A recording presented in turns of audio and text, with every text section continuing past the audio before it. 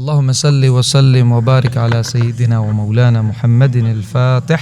لما أغلق والخاتم لما سبق وناصر الحق بالحق والهادي إلى صراطك المستقيم صلى الله عليه وعلى آله وأصحابه حق قدره ومقداره العظيم. يا فتاه يا فتاه يا فتاح الذي فتح كل أبواب برحمتك يا أرحم الراحمين. بسم الله والحمد لله والصلاة والسلام على سيد الأنبياء خاتم النبيين وعلى آله الطيبين الطاهرين وعلى أصحابه الأجمعين ومن والاه إلى يوم الدين. أما بعد، الحمدللہ امام حسن مجتبیٰ جن کی سیرت مطہرہ منورہ معطرہ جو پورے جگ میں بیان ہو رہی ہے، جو آپ کا عرس ہے، اور جس طرح ہم ہر جو بھی ماہ سفر کا جس ولی کے ساتھ اس ماہ سفر کے اندر نسبت جڑی ہے اس کا ذکر الحمدللہ پورے مہینے چلتا رہا. ہم نے الحمدللہ وہ ذکر سنا، ذکر کیا، اور آج بھی الحمدللہ اسی روایت پر کہ امام حسن مجتبیٰ کا عرس ہے، لیکن ساتھ میں تمام جن نسبتوں کا اس ماہ سفر میں عرس منایا جاتا ہے ان کا بھی طلباء نے بڑے خوبصورت انداز سے خطاب میں تعارف کروایا اور ان کا ذکر ہوا. اور میں الحمدللہ بیانات سنے طلباء کے، آپ نے بھی سنے، تو الحمدللہ بہت زیادہ طلباء کے جو ہے وہ کلام میں اور خود اعتمادی میں بہت زیادہ بہتری آئی ہے، اور یہ بہت خوشائن بات ہے. اور اس سے ثابت ہوتا ہے کہ یقیناً طلباء بھی محنت کر رہے ہیں، اور یقیناً اساتذہ کرام جو ہیں وہ بھی اپنا حق ادا کر رہے ہیں کما حقہ. اور جس طرح الحمدللہ علامہ الشیخ الفہامہ مفتی جاوید العلماء، تو جاوید جو ہمیشہ نام جس کا زندہ رہے، ہمیشہ جاویداں ہو، تو انہوں نے بہت خوبصورت انداز میں امام اہل سنت الشاہ احمد رضا خاں فاضل بریلوی رضی اللہ عنہ کی وصف و بیان و علمی و فقہی دقائق نقاط بیان کیے، اور بہت مدلل محقق اور جو ہے تشریح با تیسیر فرمائی ماشاءاللہ، بہت خوبصورت جملہ اور بہت خوبصورت انداز کے ساتھ. اور پھر ہمارے صدر مدرس جامعہ نور العصر کے ماشاءاللہ علامہ المفتی جہابذۃ العلماء، اور یعنی ماشاءاللہ اللہ تعالیٰ نے انہیں بڑا راسخ اور جو ہے پختہ تدریس کا فن عطا کیا ہے اور ملکہ عطا کیا ہے. علامہ الشیخ مفتی ماجد علی قادری الپٹھان، تو اللہ تبارک و السواتی، یعنی سوات سے الحمدللہ اللہ تعالیٰ مفتی صاحب کو رحمہم اللہ جمیعاً، اللہ اساتذہ کرام کو سب کو یہ توفیق دے کہ اسی طرح اپنے انداز سے جو ادارے کے اندر اور جس طرح اس کے باہر خارجی جو یہ ہماری سرگرمیاں ہیں، جس طرح محنت کر رہے ہیں، اللہ اسے ہمیشہ جاری رکھے، اور جو یہ تاثیر ہے اس تاثیر کو قائم رکھے انشاءاللہ باذن اللہ. مختصراً کیونکہ الحمدللہ بڑا آج کچھ چھوڑا ہی نہیں ہے طلباء نے کہ میں کچھ بیان کروں. الحمدللہ اتنی خوشی ہوئی کہ انہوں نے تحقیق کی، انہوں نے محنت کی،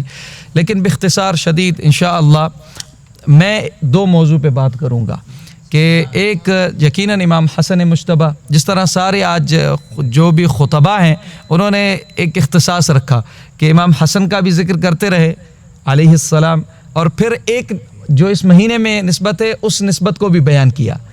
جیسے مفتی صاحب مفتی جاوید نے، انہوں نے جو ہے امام اہل سنت کے ساتھ امام حسن کا جو ہے نا عرس منایا ان کے ذکر کے ساتھ، اور جس طرح علامہ صدر مدرس مفتی ماجد انہوں نے امام ربانی کے ذکر سے، مجدد الفسانی کے ذکر کے ساتھ امام حسن کا عرس منایا. اور پھر طلباء میں کسی نسبت سے جو ہے مختلف جو نسبتیں ہیں ان سے ذکر ہوا. تو میں مختصر دو نسبتیں لے لیتا ہوں، جو کہ ایک تو یقیناً اس پورے مہینے میں داتا صاحب کا عرس آتا ہے، تو میری نسبت میں وہ داتا صاحب کی ہے سید ابو الحسن علی بن عثمان الحجویری جو غزنوی سے ہیں، الغزنوی، تو آپ سے جو نسبت ہے وہ بھی انشاءاللہ بیان، اور امام حسن المجتبیٰ لیکن اس میں خصوصیت اس طرح ہے کہ یہ امتزاج ایسا ہے جو خود جڑا ہوا ہے، کیونکہ داتا صاحب خود بھی حسنی ہیں۔ داتا صاحب خود بھی حسنی ہیں، اور پھر ان کے ہی جد امجد امام حسن المجتبی سید الاسخیاء او سخی الاسخیاء و تقی الاتقیاء، امام کریم اہل البیت، کتنا اچھا جاوید شاہ کاظمی نے لقب دیا، کریم اہل بیت، کریم اہل البیت۔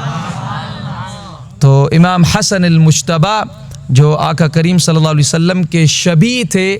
اپنے چہرہ اقدس سے ناف اطہر تک آقا کریم صلی اللہ علیہ وسلم کے مشابہ تھے، اور سید جب بھی روایات میں آتا ہے کہ صحابہ کرام دیکھتے تھے امام حسن کو تو چہرے سے فوراً کہہ دیتے کہ شبیہ بن نبی، اور جس طرح سیدنا صدیق اکبر رضی اللہ عنہ وہ امام حسن کو کھلاتے تھے، اور آپ کے ساتھ جا کے جو ہے وہ جس طرح امام حسن ادھر دوڑے تو آپ کو اور زیادہ ملاعبہ کرتے تھے، کھیلتے تھے، ان کو خوش کرتے تھے۔ یقیناً وہ جانتے تھے کہ امام حسن کو خوش کرنا یعنی آل بیت میں سے کسی کو بھی خوش کرنا، یعنی قلب سیدہ کو بھی خوش کرنا ہے، اور دل حیدر کو بھی خوش کرنا ہے، اور سینہ مصطفیٰ کو بھی ٹھنڈک پہنچانا ہے۔ یہ وظیفہ تھا صحابہ کا، یہ وظیفہ تھا خلفاء الراشدین کا، یہ وظیفہ تھا محبوب کے یاروں کا، یہ وظیفہ تھا چہار یار کا، کہ سیدنا صدیق اکبر نے دیکھا کہ امام حسن کھیل رہے ہیں، میدان ہے مدینے کا، اور آپ امام حسن کو دیکھتے ہیں، امام علی بھی وہاں کھڑے ہیں، صحابہ بھی موجود ہیں، دوسرے بچوں کے ساتھ کھیل رہے ہیں، امام حسن کے قریب گئے، ان کو کھلانے لگے، اور پھر امام حسن کو آپ نے اپنے آغوش میں سیدنا صدیق اکبر نے لیا، اور پھر آپ نے امام حسن کو کندھوں پر سوار کر دیا، اپنے کندھے پر سوار کر کے کھلانے لگے، اور جھومتے جھومتے یہ آپ نے فصاحت کے ساتھ اور قافیہ بندی کے ساتھ، یعنی پورا دل بھی لگاتے تھے، علم بھی لگاتے تھے، منطق بھی لگاتے تھے، اور لوگوں کے لیے چاشنی بھی لگاتے تھے، یعنی کہ وہ کلام کرتے تھے جس کے اندر آل بیت کے لیے سادہ بات نہ ہو، ہمیشہ اس کے اندر چاشنی بھر بھر کے سکھاتے تھے۔ تو آپ کہنے لگے کہ شبیہ بالنبی لیس بعلی، شبیہ بالنبی لیس بعلی، آپ نے قافیہ بندی کی اور کہا کہ اے علی حسن پہ اتنا اتراؤ نا، حسن ملا ہے تو اے علی آپ کا فخر تو بڑا ہے، لیکن اس سے زیادہ حسن کو کون سا فخر ہے کہ آپ کا بچہ ہے لیکن شبیہ نبی مصطفیٰ کا ہے۔ تو آپ تصور کریں کہ ہمیں کس طرح سکھایا، کس طرح ہمیں مشرب حب آل بیت، یہ صدیقیت کے اندر جو صدیق اکبر ہیں وہ ہمیں سکھا رہے ہیں کہ صدیق اکبر سب سے بڑا سچ بتانے والا حبیب کی امت میں، تو جب سچ بتائے گا تو وہ سچ کیا ہوگا؟ تو آپ کی زبان کے اندر اطلاق ہوتا تھا ایسا کہ جب آل بیت سے محبت بیان کرتے تھے تو ایسے ایسے کلمات کہتے تھے جس پہ خلق ہمیشہ تفکر کرتی رہے، جیسے سیدنا صدیق اکبر کا ایک جو بخاری شریف میں آپ نے خطبہ دیا اور آپ نے فرمایا کہ سنو لوگو ارقبو محمدن فی اہل بیتہ، اور قیامت تک اس پہ غور کیا جائے تو آپ نے ایک ایسا فعل استعمال کیا، ایسا آپ نے اس کے اندر معنی جو وسیع معنی ہے اور فصیح آپ نے اس کے اندر کلام کیا، آپ نے فرمایا ارقبو، ارقبو، ارقبو کی معنی میں ڈھونڈنا ہے، ارقبو کی معنی میں اس چیز کی حفاظت کرنا ہے، ارقبو کی معنی میں کسی چیز پر نظر رکھ دینا، ارقبو کی معنی نگہبانی کرنا ہے۔ تو آپ فرماتے ہیں کیونکہ ان اللہ کان علیکم رقیبا، رقیب کی معنی ہوتی ہے اللہ کا اسم ہے جس کی معنی ہوتی ہے نگہبانی فرمانے والا، تو اسی سے یہ امر نکلتا ہے ارقبو۔ تو آپ نے فرمایا کہ اگر چاہتے ہو کہ تم حبیب اعظم صلی اللہ علیہ وسلم کو پالو تو ارقبو محمدن، حبیب اعظم پر تمہاری نگاہ پہنچ جائے، تو حبیب تک نگاہ پہنچانا چاہتے ہو اور وصال چاہتے ہو تو پھر نگاہ حبیب کے لیے آل بیت کی نگہبانی کرنی ہوگی، یعنی کہ حقوق آل بیت کی نگہبانی کرنی ہوگی، ان کے احترام کی نگہبانی کرنی ہوگی، ان کے اکرام و تکریم کی نگہبانی کرنی ہوگی۔ ان کا دن آئے تو اس طرح بیٹھ جاؤ کہ کوئی چھپا نہ پائے اس دن ان کا ذکر، اس طرح نگہبانی اور چوکیداری کرنی ہوگی۔ تو اس لیے لوگ جتنا بھی چھپائیں، لیکن میں آپ کو ایک عجیب بات آج خاص بتانے لگا ہوں کہ جو جماعت عطاریہ قادریہ ہے، جو ان کے مرشدوں کے بھی مرشد، جماعت دعوت اسلامی، ان کے مرشدوں کے مرشد بابا سید بہت زیادہ ان کی کتاب بھی ہمیشہ بیان کرتے ہیں، حوالہ جات میں ان کو ہمیشہ اس کتاب سے بھی بیان کرتے ہیں۔ علامہ عبدالسلام رضوی قادری رحمہ اللہ، آپ تصور کریں کتنے بڑے اہل سنت کے اکابر علماء میں سے ہیں، اور ہمارے عقیدے کو جس طرح انہوں نے مبین بیان کیا ہے اور وضاحت کے ساتھ بیان کیا ہے، اور دوسرا جاذبیت، جامعیت اور عقیدت کے ساتھ بیان کیا ہے۔ وہ اپنی کتاب شہادت نواسۂ سید الابرار میں ایک بات لکھتے ہیں، اپنے دیباچ میں شروع میں گفتگو کرتے ہوئے، کہ میں نے یہ کتاب کیوں لکھی۔ آپ اس سے اندازہ لگائیں گے کہ ہماری جو فکر ہے، ہم اسی طرح ہم صرف علم حاصل کرتے رہیں اور ہم صرف جو ہے کتابوں میں الجھے رہیں، ہم صرف خطابات میں نہیں، ہمیں اگر علم کی طرف جانا ہے، اگر ہمیں ابلاغ تک جانا ہے، دعویٰ تک جانا ہے، تو ہمیں اس سارے سفر کے اندر یقیناً ایمان اور ایمان کے اصل روح عقیدہ ہے، کہ عقیدے کو مضبوط نہیں کیا تو ایمان آپ کا اوجھل ہو جائے گا، پتہ بھی نہیں چلے گا، تو ساری شریعت رہ جائے گی۔ اندر ایمان نہیں ہوگا تو وہ شریعت کام نہ آئے گی جس میں عقیدہ موجود نہ ہو، وہ عبادت، وہ ظاہر، وہ آپ کا امامہ اور آپ کی وہ جو ہے وہ بارش بھی ہو جائیں، جو کچھ اس سے فوائد تو نہیں ہوں گے کہ عقیدہ مضبوط نہیں، مضبوط کیا ہے ہی نہیں۔ تو آپ نے عقیدت کو، کہ عقیدے کی نگہبانی کے لیے میں نے یہ کتاب لکھی، اس کو بیان کر رہے ہیں۔ میں ان کا دیباج بیان کرتا ہوں، آپ اس کتاب کے اندر جائیں، شہادت سید الابرار، اور اس کے پہلے مقدمے میں دیباج میں جائیں، اوائل میں انہوں نے وضاحت کی ہے بات کہ میں نے یہ کتاب کیوں لکھی۔ تو آپ نے کہا کہ اس لیے کہ یہ لفظ استعمال کیے، آپ فرماتے ہیں کہ میں نے یہ دیکھا ہے، اور تاریخ میں بھی آپ کہتے ہیں کہ میں نے اس پر غور کیا کہ آپ اپنے دور کی بات کر رہے ہیں اور یقیناً تاریخ کی بھی بات آپ نے بیان کی، تو آپ کہہ رہے ہیں کہ لوگوں نے ایڑی چوٹی کا زور لگایا ہے کہ اہل بیت کی شان کو اور خصائص کو اور فضائل کو چھپایا جائے۔ یہ مقدمے میں آپ نے بیان کیا، اور آپ کہتے ہیں کہ اور خصوصاً آپ کہتے ہیں اہل بیت بالعموم اور باختصاص اہل بیت کے اندر کربلا اور امام علی مقام امام حسین کی جو شہادت ہے اس کو زیادہ چھپایا گیا،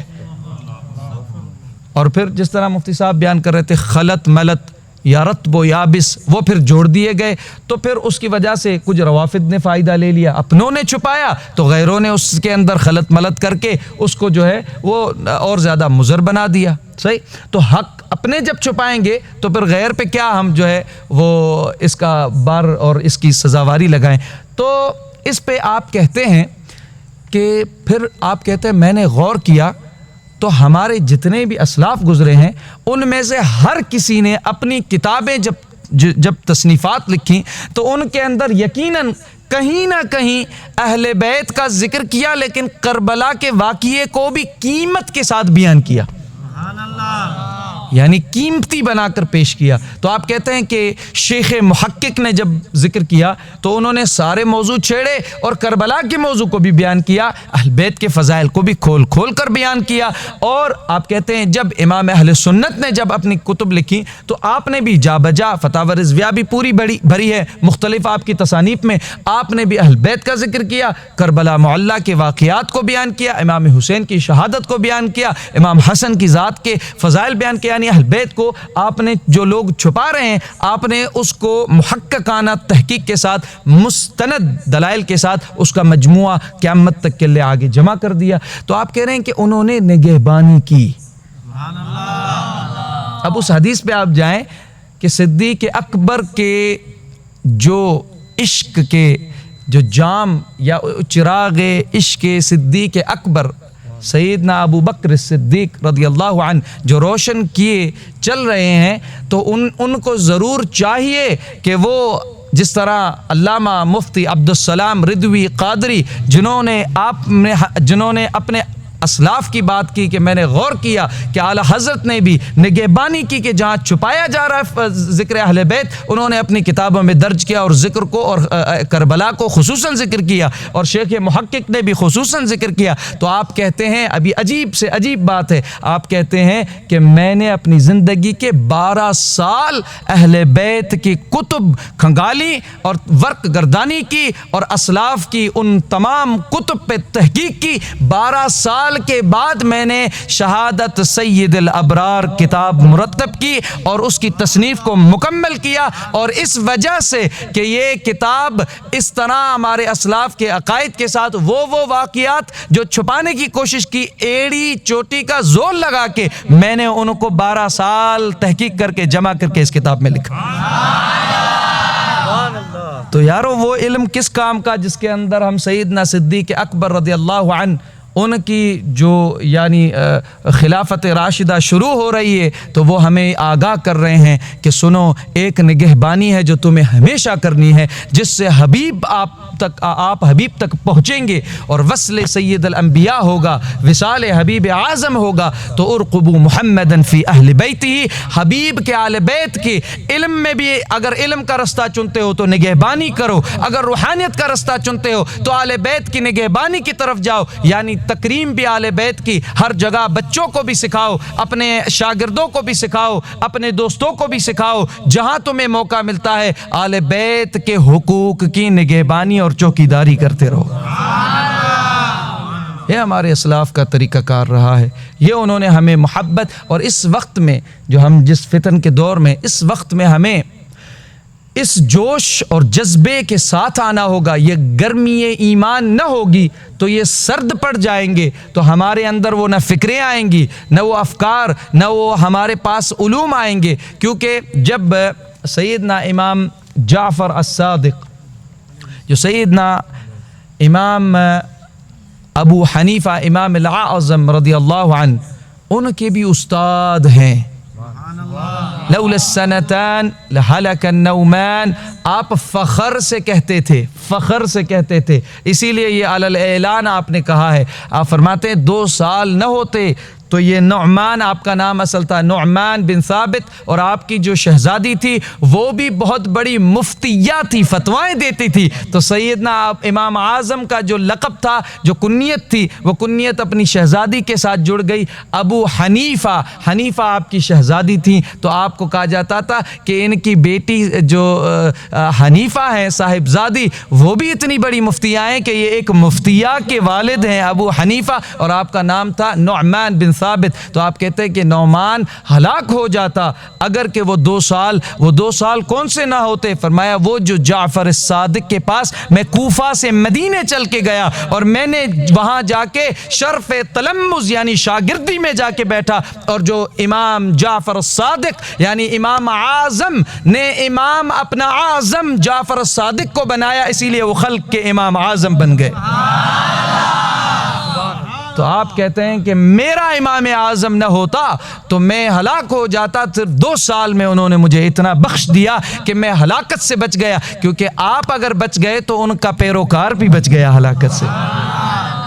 تو اسی لیے ہمارا امام اعظم سیدنا ابو حنیفہ رضی اللہ عنہ، تو آپ اسی طرح امام جعفر الصادق کی صحبت میں امام مالک بھی آتے تھے، اور امام مالک کی وجہ یہ ہے کہ کچھ بعض جو مالکی فقہ کے ہیں وہ لکھتے ہیں کہ امام مالک کیونکہ مدینہ میں تھے اور آپ کی پیدائش اور آپ کی جوانی، کیونکہ آپ کوئی 17 سال کے امام مالک تھے کہ امام جعفر الصادق کا وہ جو دور آپ نے پایا، اس وقت کو آپ نے 17 سال سے ہی آپ امام جعفر الصادق کی صحبت میں جاتے تھے امام مالک۔ تو 20 سال کا عرصہ کہا جاتا ہے کہ امام مالک کو امام جعفر صادق کا مدینے کے اندر ملا تھا۔ تو امام مالک کہتے ہیں کہ میں جب بھی، امام مالک کا میں نے بہت تحقیق کی کہ ان کا جو ادب تھا، ان کا جو احترام تھا، وہ احترام کہ وہ مدینے کے اندر کبھی بھی انہوں نے چپل نہیں پہنی امام مالک نے، حبیب اعظم صلی اللہ علیہ وسلم کے شہر مطہر، اور شہر مطہر تو بڑی بات ہے، شہر مطہر و منور کے اندر جو خاک و تراب شریف ہے اس کا احترام اتنا تھا امام مالک کے ہاں کہ کہتے اس پہ میں اپنی پیزار و چپل پہن کے نہیں چلتا۔ اور پھر کبھی بھی آپ مدینے کی گلیوں میں امام مالک بن انس امام دار الحجرہ، آپ کبھی بھی مدینے کی گلیوں میں بیچ سے نہیں چلتے تھے، کناروں سے چلتے تھے۔ کہا جاتا کیوں؟ تو آپ کہتے اس لیے کہ بیچ سے رسول اللہ بھی چلے ہیں اور جبریل بھی آپ کے ساتھ چلتا تھا، میرا قدم وہاں نہ آ جائے، کیا پتا اب وہ قدم کہاں ہوگا، اسی لیے میں احتیاطاً ہمیشہ کناروں سے چلتا ہوں کہ میرا قدم حبیب کے قدموں سے جڑے، اس کا کوئی گمان بھی نہ ہو۔ آپ تصور کریں کہ امام مالک کا یہ ادب ہوتا تھا، اور سیدنا امام مالک سے اگر کوئی حدیث پوچھ لیتا تھا کہ آپ حدیث بتائیں تو آپ ناراض ہو جاتے تھے کہ وہ رستے کے اندر راہ چلتے ہوئے امام مالک جب تھکے ہوں اور گھر کی طرف جا رہے، درس مکمل کر دیا تو آپ اس کیفیت میں کہ ابھی میری توجہ نہیں، خشوع خضوع نہیں، اور میری وہ کیفیت غیر ہے، اس وقت میں بہت بے حال تھک کر گھر جا رہا ہوں، رستے میں مجھ سے تم حدیث پوچھتے ہو، آپ اس سے ناراض ہوتے، لیکن حدیث بتاتے ضرور، لیکن اسے حدیث سننے کا اور حدیث کے علم کو حاصل کرنے کا ادب بھی سکھا دیتے۔ آپ کہتے ٹھہرو، آپ جاتے اور آپ دوبارہ تازہ ہو کے آتے اور آپ دوبارہ خوشبو لگا کے آتے، جس طرح کے درس ابھی شروع ہوا ہے، حالانکہ گھنٹوں درس دے کے واپس جا رہے تھے، پھر آپ آتے اور اس کو بھی کہتے کہ تم تیار دوبارہ وضو باوضو ہو کے احترام سے بیٹھ جاؤ، آپ آتے بیٹھتے، کہتے اب پوچھو جو تم نے سوال کیا تھا۔ یہ ادب سمجھاتے، یہ اخلاق سمجھاتے۔ تو امام مالک کا میں نے غور کیا، یہ اتنا ادب، اتنا اخلاق، یہ آخر کہاں سے آیا تھا؟ ایسے کون سے، یقیناً اساتذہ تھے، ان کے مشائخ تھے، ان سے آیا ہوگا، لیکن اس کو میں نے تحقیق کی تو مجھے یہ واقعہ جو امام شعرانی، عبد الوہاب الشعرانی جو مصر کے بہت بڑے مؤرخ گزرے ہیں، انہوں نے اس واقعے کو بیان کیا۔ آپ کہتے ہیں کہ جب بھی امام مالک کہتے ہیں کہ جب بھی میں امام جعفر الصادق کی محفل میں داخل ہوتا تھا تو آپ کہتے ہیں کہ امام جعفر الصادق جس تکیے پہ خود ٹیک لگائے ہوتے تھے، آپ امام جعفر صادق مجھے بلاتے کہ اے امام مالک آپ آئیے، اور آپ کہتے کہ میرا تکیہ جس پہ میں ٹیک لگا رہا ہوں دوسرا نہیں دیتے، وہ تکیہ دیتے، کہتے اس پہ ٹیک لگاؤ۔ تو امام مالک کہتے ہیں کہ میں نے امام جعفر الصادق کو ایسا اخلاق میں نے کسی کا نہیں دیکھا کہ میں جب بھی آیا، ایک بار بھی ایسا نہیں ہوا کہ انہوں نے ہمیشہ مجھے اپنا تقیہ عطا کیا اور اس پہ میں ٹیک لگا کے بیٹھتا، آپ کا حکم ہوتا کہ ٹیک لگاؤ اور فخر کے ساتھ بٹھاتے، مجھے اتنی شان و عظمت دیتے۔ آپ کہتے ہیں لیکن میں نے امام مالک کہتے ہیں میں نے ساری زندگی امام جعفر الصادق سے زیادہ حسین کسی کی مسکراہٹ اور تبسم نہیں دیکھا تھا۔ ابھی اس سے یہ عجیب سے عجب بات بتانے لگا ہوں۔ امام عبد الوہاب الشعرانی لکھتے ہیں، کہتے ہیں کہ امام مالک نے وصف بیان کے کہا کہ اتنی حسین تبسم، مسکرانا، یہ میں نے امام جعفر صادق سے زیادہ حسین کسی کی مسکراہٹ نہ دیکھی تھی۔ لیکن آپ کہتے ہیں کہ آپ کثیر التبسم بھی تھے، بہت زیادہ مسکراہٹ میں رہتے تھے، اور آپ کا خوشگوار ماحول ہوتا تھا اور خندہ پیشانی ہوتے تھے، ہمیشہ آنے والے کو بشارتیں محسوس ہوتی تھی آپ کے پاس آتا ہو، کتنا بھی غمگین ہو، داخل ہوا جعفر الصادق، امام جعفر الصادق کی مجلس میں تو اسے محسوس ہو جاتا تھا کہ میری بشارت اور خوشخبری کا وقت شروع ہو گیا ہے۔ جب امام جعفر الصادق کی محفل ایسی ہے تو امام حسن مجتبیٰ کی محفل کیسی ہوگی؟ اور امام جعفر الصادق یقیناً وہ بھی حضور کے چہروں کے ساتھ جڑنے والے، آل بیت کے سارے چہرے، ان کے جو وجوہ تھے وہ حبیب کے ساتھ اصل جڑتی تھی، مشابت ہوتی تھی، لیکن امام جعفر الصادق کا چہرہ ایسا حسین و مسکرات ہوتی تھی۔ تو جو شبیہ بالنبی ہے، جن کا آج عرس کر رہے ہیں، وہ حسن المجتبیٰ، ان کا چہرہ جو دیکھتا ہوگا ان کی مسکراہٹ کتنی حسین ہوگی۔ تو آپ تصور کریں کہ زندگی کے 12 سال بھی لگیں ایک کتاب، تو 12 سال لگا کے ایک کتاب اہل بیت پہ ضرور لکھو۔ یہ ہمارے اسلاف کا طریقہ کار رہا ہے. تو تحقیق کرو. اچھا تو امام مالک کہتے ہیں کہ میں نے ساری زندگی ان کو مسکراتے دیکھا اور ایسی حسین مسکراہٹ کثیر تبسم میں نے کسی کو نہ دیکھا. لیکن کہتے ہیں یہ اس سے عجیب سے عجب کی طرف لاتے ہیں. کہتے ہیں لیکن محفل کے اندر جب بھی اگر کسی نے ذکر سیدنا محمد المصطفیٰ صلی اللہ علیہ وآلہ وصحبہ اجمعین لے لیا حبیب کا اسم تو امام جعفر الصادق کی پوری کیفیت اور آپ کے چہرے کا رنگ وہ سرخ ہو جاتا اور پورا سنجیدگی کے اندر آپ کا مزاج تبدیل ہو جاتا اور اس طرح آپ مرکز و بالکل جو ہے وہ متوجہ ہو جاتے کہ آپ اس وقت کوئی کیسی بات نہ کرے جس سے مسکرائیں. لوگوں کے اندر رعب اور لوگوں کے اندر اس وقت خشیت داخل ہو جاتی. آپ علیہ السلام کے صرف اسم کا امام جعفر اتنا ادب و احترام کرتے تھے. تو جب میں نے غور کیا تو مجھے اس سے بھی ایک اشارہ ملا کہ یہاں سے امام مالک نے ادب اسم محمدی کا سبق پڑھا تھا. پھر ادب اسم محمدی یہ بتاتے ہیں امام مالک تو پھر ادب اوصاف و خصال اور ادب ذات محمدی کا ادب کیسا ہوگا اور پھر نسبتوں کا ادب کیسا امام جعفر صادق سمجھاتے ہوں گے. تو یقیناً تو اس طرح آج جو ہم بیٹھے ہیں تو یقیناً ہمیں اہل بیت جو علم ہے وہ سارا. تو امام مالک ایک جگہ ایک اور بات فرماتے ہیں کہ سبحان اللہ میں داتا صاحب کے وصف کے لیے کوشش کر رہا تھا کہ وہ جوڑوں گا امام حسن سے لیکن امام حسن کا شان بیان کرتے کرتے امام مالک کا اور امام جعفر صادق کا بھی ذکر چھڑ گیا, امام ابو حنیفہ کا بھی چھڑ گیا. تو امام مالک فرماتے ہیں رضی اللہ عنہ کہ جب آپ نے بہت زیادہ علوم سیکھے اور آپ کو فتویٰ کی اجازات ملی تو امام مالک مدینہ میں فتویٰ آپ دیا کرتے تھے. اور اس طرح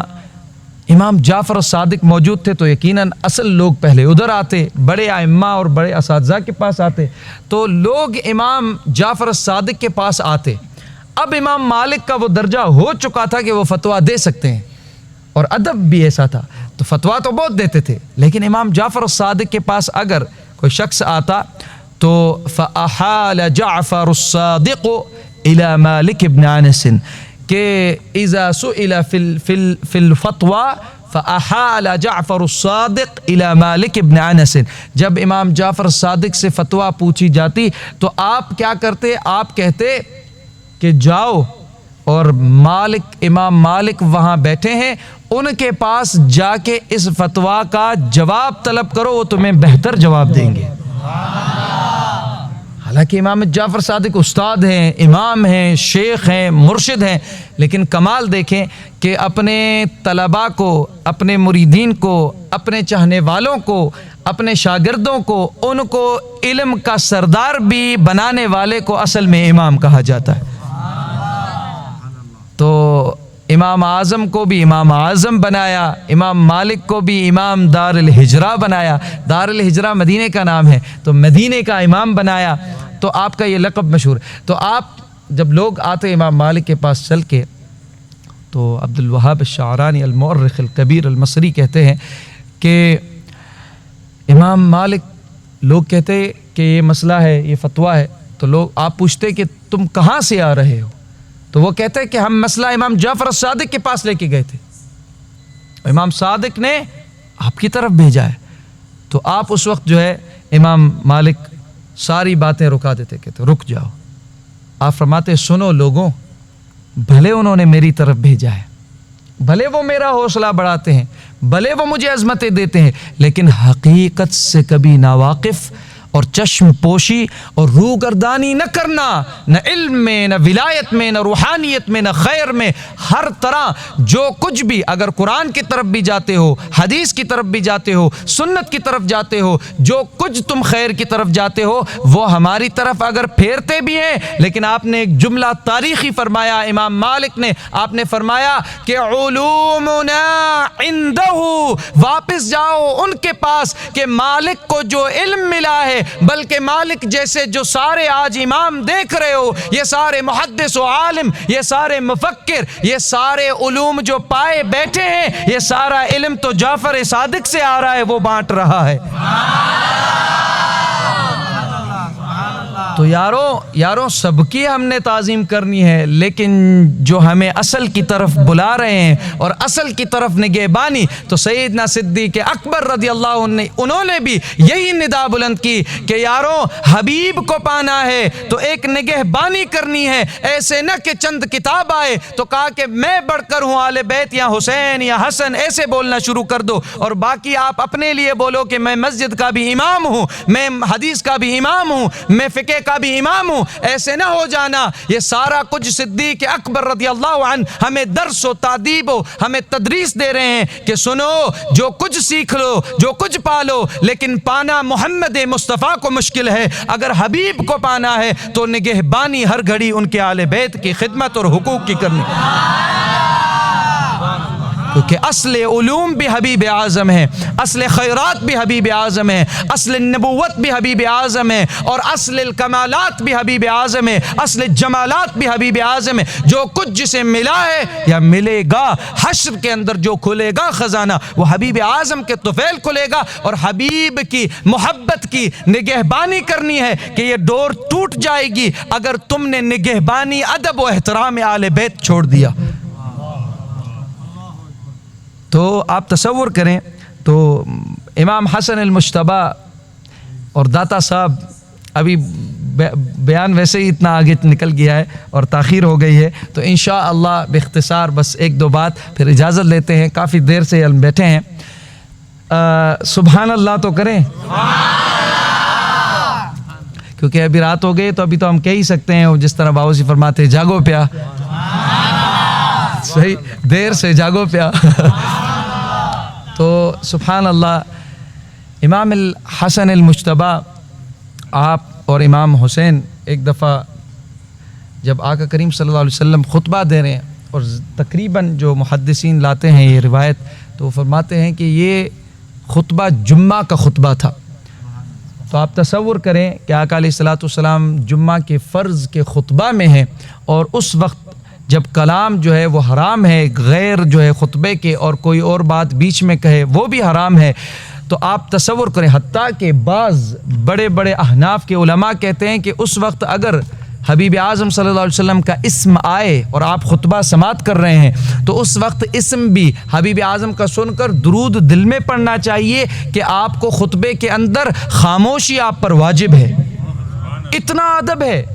اتنا خطبے کا احترام ہے، اور حبیب اعظم نے سکھایا ہے، حبیب اعظم نے بتایا ہے۔ لیکن آپ تصور کریں کہ خطبہ سماعت صحابہ کرام رضوان اللہ علیہم اجمعین کر رہے ہیں، جو کہ خطبہ ہو یا غیر خطبہ حبیب اعظم کی مجلس و محفل منورہ ہو، تو آپ تصور کریں کہ ان کی کیفیت یہ ہوتی تھی کہ وہ گردنیں اوپر نہ بلند کرتے تھے، جس طرح کہ ان کے سروں پہ پرندہ بڑے سکون و راحت سے بیٹھا ہے، اس طرح وہ درخت جس طرح خاموش ہو، جس پہ کوئی ہوا بھی نہ چلتی ہو، اس طرح وہ آپ جامد ہو کے صحابہ ادب میں بیٹھ جاتے تھے۔ یہ غریق ادب صحابہ، عام محفلوں میں آقا علیہ السلام کے ایسا ادب ہوتا تھا، ایسا ان کا سماعت اور آپ کا سکوت ہوتا تھا صحابہ کرام کا۔ اب خطبہ جمعے کا خطبہ اور حبیب اعظم کا خطبہ ترقیز ہو رہی ہے، اور اس وقت سب کی توجہ ہے، وہ مرکز توجہ سارا ہماتن وہ گوش ہیں حبیب اعظم کی طرف۔ لیکن آقا علیہ الصلوۃ والسلام خطبے کے دوران یقیناً حبیب علیہ السلام کا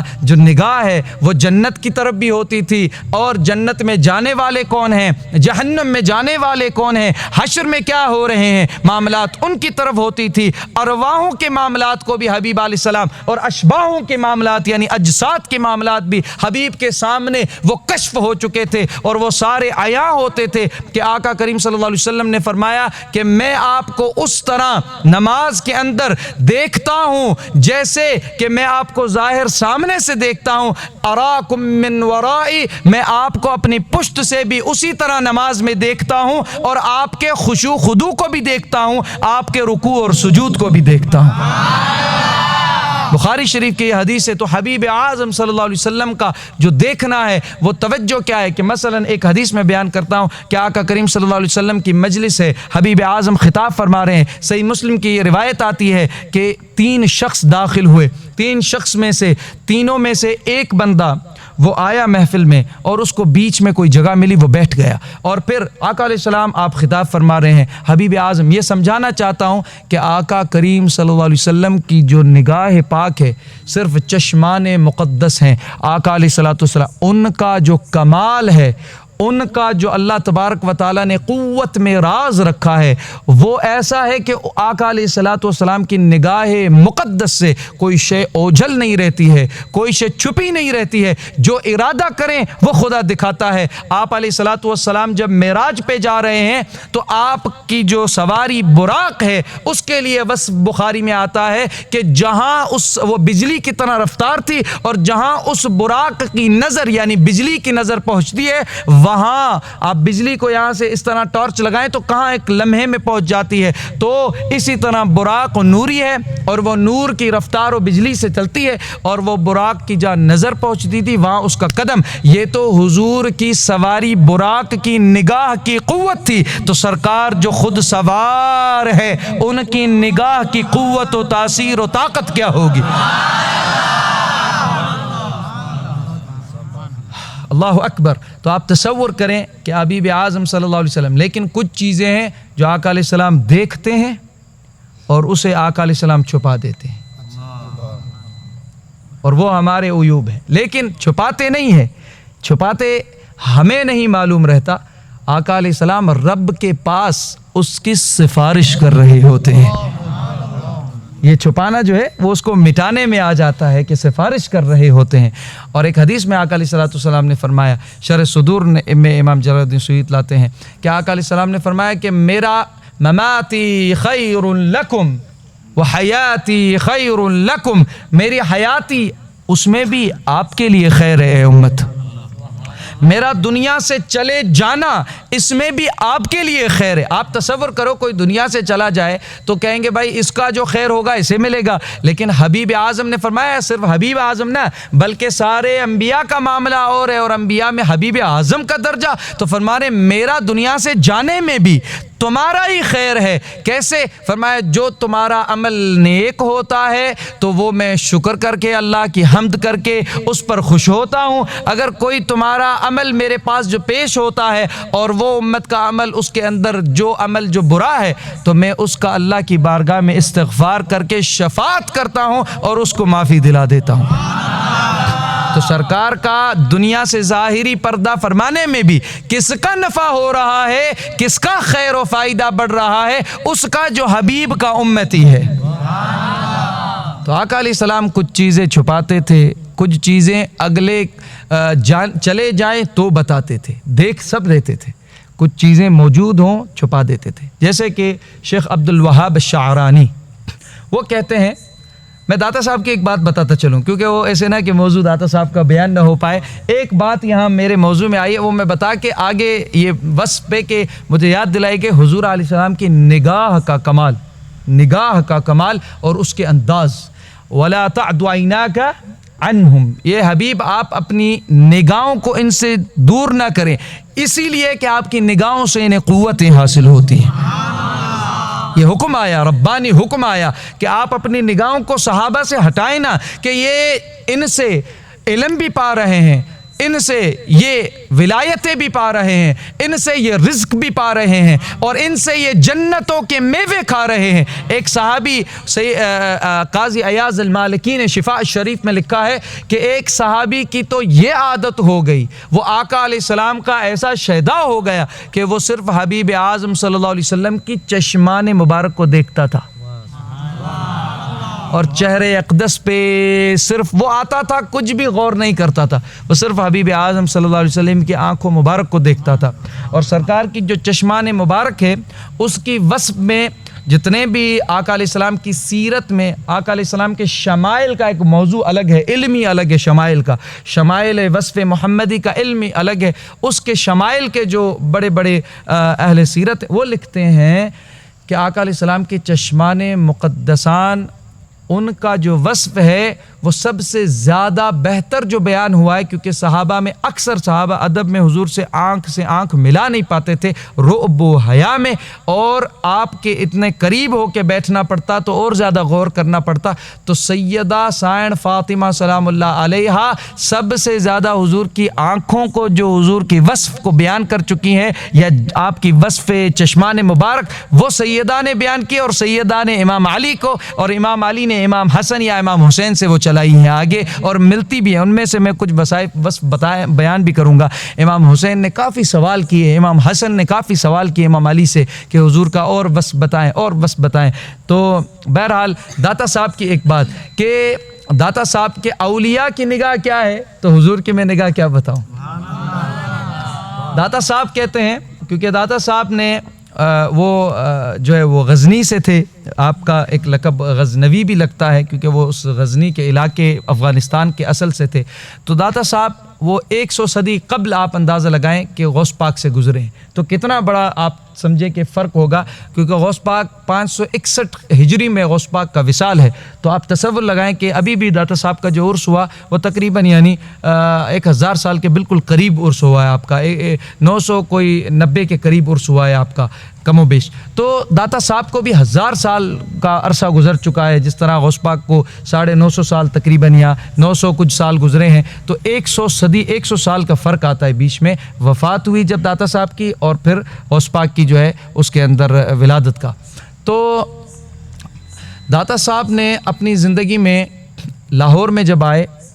تو آپ لاہور میں آپ ایک نوجوان سخی تھے، لیکن طالب جو ہے نا علم کے اور دوسرے مشائخ ڈھونڈنا، 300 سے زائد آپ کے اساتذہ تھے جن کے پاس آپ نے مختلف علوم اور مختلف تربیت میں صحبت حاصل کی اور سفر کرتے رہے۔ آپ پورا افغانستان اور ماوراء النہر کے، جو ازبکستان کے، بخارا کے، سمرقند کے علاقے ہیں، اور پھر اس کے بعد عرب دنیا کی طرف آئے، اور اس میں شام و عراق یہ سب علاقوں کے اندر، اور شام میں آ کے آپ نے اپنا مرشد پکڑا جس کا نام ابو الفضل الخطلی ہے، اور بہت بڑے کامل اولیاء وقت میں سے تھے۔ اور ان میں جس طرح آپ نے سنا ہوگا رئیس الابدال ہوتے ہیں، کچھ ابدال ہوتے ہیں، کچھ رئیس الابدال، اپنے وقت میں ابدالوں کے سردار ہوتے ہیں۔ داتا صاحب کے جو مرشد تھے، مصر میں بھی داتا صاحب پہ ایک بہت بڑے محقق گزرے ہیں ابھی قریب میں، انہوں نے فارسی پہلے سیکھی، اور اس کے بعد انہوں نے جو ہے نا داتا صاحب کی کتاب پوری کشف المحجوب کو فارسی میں 50 سال پہلے ازہر کے اندر، عربی کے اندر پورا ترجمہ کیا اس کتاب کا۔